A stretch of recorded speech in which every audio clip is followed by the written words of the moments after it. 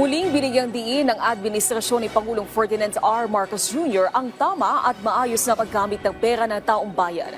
Ayon kay Executive Secretary Lucas Bersamin, patunay dito ang direktang pag-veto ng pinakamalaking halaga ng appropriations sa kasaysayan ng Pilipinas.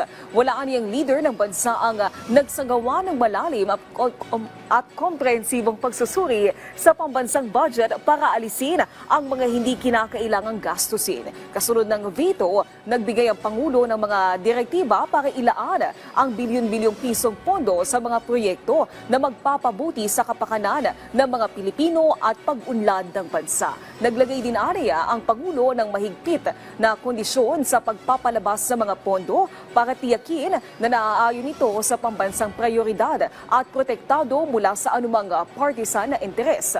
Gagawin din ang transparent at makatarungan ang paglalabas ng pambansang pondo. Tiniyak din ng opisyal ang mabuting pamamahala at tapat na pagsunod sa mga umiiral na batas. Siniguro ng pamahalaan ang pagtataguyod ng tapat, makatarungan at maayos na pamamahala sa ating bansa.